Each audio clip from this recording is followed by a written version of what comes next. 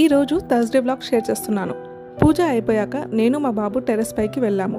మా బాబుకి ఈగిల్స్ అంటే చాలా ఇష్టం. ఎప్పుడు చూడు వాటినే చూస్తుంటాడు ఆకాశంలో. ఇంకా కొద్దిసేపు అలా తిరిగి కిందికి వచ్చాము.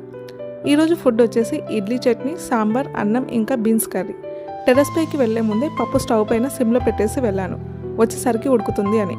ఇంకా అన్నం, సాంబార్ అవుతున్నాయి. ఒక పక్కన చట్నీ మిక్సీ చేసి పెట్టాను. ఇడ్లీ కూడా రెడీగా పెట్టుకున్నాను. ఇంకా ఇవన్నీ సెట్ చేయాలి మెయిన్ పనులు అయిపోయాక. ఇంకా పిల్లలకి ఇడ్లీలు చట్నీతో కొంచెం, సాంబార్తో కొంచెం తినిపిస్తాను. స్కూల్కి అన్నం, సాంబార్ పెట్టాను. ఆ తర్వాత స్కూల్లో వదిలేసి వచ్చాను. డైలీ టెర్రస్ పై నుండి వచ్చాక వేడి నీళ్లు తాగుతాను, కానీ ఈరోజు కుదరలేదు. సో స్కూల్ నుండి వచ్చాక తాగేసి 10 మినిట్స్ తర్వాత బ్రేక్ఫాస్ట్ తిన్నాను. తినే అంతసేపు మూవీ పెట్టుకున్నాను. తిన్న తర్వాత గిన్నెలు కడిగాను. ఇడ్లీలు చేసిన రోజు చాలా గిన్నెలు పడతాయి. నేను ఎప్పుడైనా సరే గిన్నెలు కడిగే టైంలో మొబైల్లో ఏదో ఒక వీడియో పెట్టుకొని కడుగుతాను.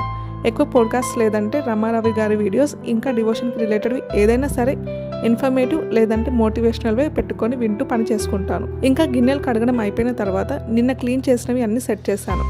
అవి అయిపోయాక లంచ్కి సాంబార్ ఉందని బీన్స్ ఒకటి ఫ్రై చేశాను. ఆ తర్వాత లంచ్ చేసుకొని కొద్దిగా మిగిలిన మూవీ చూసి రిలాక్స్ అయ్యాను. ఇంకా ఈవినింగ్ మళ్ళీ పిల్లల్ని తీసుకొచ్చి మార్నింగ్ కడిగిన గిన్నెల్ని ఎక్కడివి అక్కడ పట్టేశాను. ఆ తర్వాత ఫ్రెష్ అప్ అయి పూజ చేసుకొని డిన్నర్కి ఆలు ఫ్రై చేశాను. బీన్స్, ఆలు రెండు కొద్దిగా ఉన్నాయని నేను చిట్ల పొడి, నెయ్యి వేసుకొని తిన్నాను. నాకు ఈ కాంబినేషన్ చాలా ఇష్టం. మా పిల్లలకి ఆలు ఫ్రై అంటే బాగా ఇష్టం, అందుకే వాళ్ళు అది తిన్నారు. మా హస్బెండ్ బీన్స్ తిన్నాడు, నేను ఇలా. ఇంకా తిన్న తర్వాత ఫ్రైడే పూజ కోసమని పూలు, టెంకాయ తీసుకురావడానికి బయటికి వెళ్ళాము అందరం కలిసి. లైట్గా వర్షం పడుతుంటే అలా తడుచుకుంటూ వెళ్తుంటే చాలా బాగా అనిపించింది.